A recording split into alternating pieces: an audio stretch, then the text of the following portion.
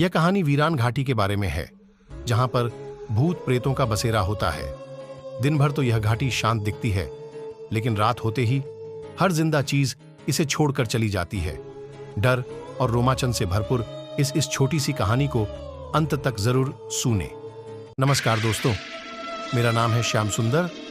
यह भूतहा घटना मेरे साथ तब घटी थी जब मेरे गांव की कंपनी बंद हो गई थी। दूसरे गांव की कंपनी में जाना पड़ा था। उस नई जॉब पर जाने के लिए मुझे हर रोज एक छोटी सी वीराना घाटी को पैदल ही पार करना पड़ता था। वहां से बहुत कम लोग गुजरते थे। मैंने घाटी के बारे में गांव के लोगों से भूत प्रेत की काफी सारी बातें सुन रखी थी। वीरान घाटी की दहशत इतनी थी कि शाम होने के बाद उसके नजदीक भी कोई नहीं जाता था। लेकिन मेरी किस्मत को कुछ और ही मंजूर था। नई कंपनी में अचानक से नाइट शिफ्ट शुरू हो गई थी और पहली ही शिफ्ट में भी नंबर लग गया। अब मुझ पर रात के समय में घाटी से पैदल जाने की नौबत आ गई थी। ये बात मैंने सबसे पहले जाकर मेरी पत्नी मीरा को बताई। उसने बड़े प्यारे स्वरों में कहा, परेशान मत होना श्याम सुंदर जी, ये दिन भी बीत जाएंगे। फिर हम दोनों में घर का कुछ कीमती सामान बेचकर मेरे एक दोस्त की पुरानी बाइक खरीद ली। रात को मैं सही समय पर घर से अपनी बाइक पर निकला। जब मैंने घाटी में प्रवेश किया तब वहां मुझे एक परिंदा तक नजर नहीं आ रहा था।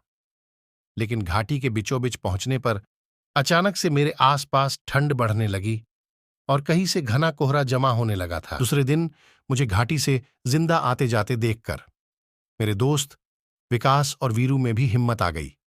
फिर उसी कंपनी में वह दोनों भी जॉब पर लग गए। संयोगवश उन्हें भी मेरे साथ नाइट शिफ्ट मिली। अब हम तीनों एक साथ पहली बार रात को घाटी से होकर काम पर जाने वाले थे। लेकिन विकास और मैं आगे निकल गए, क्योंकि वीरू की गाड़ी में कुछ खराबी होने की वजह से वह थोड़ी देर बाद आने वाला था।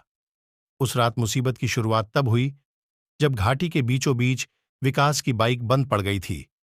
इसलिए हमें घाटी में ही रुकना पड़ा। आसपास इतना सन्नाटा था कि जरा सी आहट से रूह कांप जाती थी। विकास लगातार बाइक स्टार्ट करने की कोशिश कर रहा था। तभी अचानक से एक आदमी की डरावनी चीख सन्नाटे को चीरते हुए हमारे कानों से आकर टकराई, जो सुनकर हम बुरी तरह से सिहर उठे। उसी वक्त देखते ही देखते घने कोहरे ने कहीं से आकर हमें घेर लिया। मैंने विकास से कहा, भाई तू गाड़ी यही रख, बाद में दिन के उजाले में आकार ले जाएंगे, क्योंकि अभी यहां रुकना खतरे से खाली नहीं लग रहा। फिर हम दोनों मेरी बाइक पर सवार हुए। रास्ते में दोनों के मुंह से एक भी शब्द नहीं निकल रहा था। दोनों के दिमाग में बस एक ही बात घूम रही थी, जल्द जल्द इस मनहूस घाटी को पार करना है। तभी पीछे से हॉर्न बजाते हुए वीरू ने हमें ओवरटेक कर लिया। बाइक पर उसके साथ एक और अनजान आदमी भी बैठा था। मैंने वीरू से पूछा, आज तुम्हारे साथ ये चाचा कौन है? हमसे भी तो पहचान करवा दे। वीरू ने जवाब दिया, कौन से चाचा, मैं तो अकेला आया हूं। मैंने कहा, फिर तेरे पीछे बाइक पर कौन बैठा है?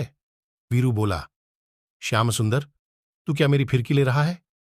इतना कहकर वीरू ने अपनी बाइक के हैंडल से एक हाथ हटाकर पीछे घुमाकर दिखाया और हमारे सामने उसका वह हाथ उसके पीछे बैठे आदमी के शरीर से आर पार चला गया। फिर वह अनजान आदमी हमारी तरफ देखकर मुस्कुराने लगा। वह भूतिया नजारा देखकर विकास और मेरे हाथ पैर ठंडे पड़ गए। इसके आगे क्या हुआ जानने के लिए चैनल को सब्सक्राइब कर लीजिए।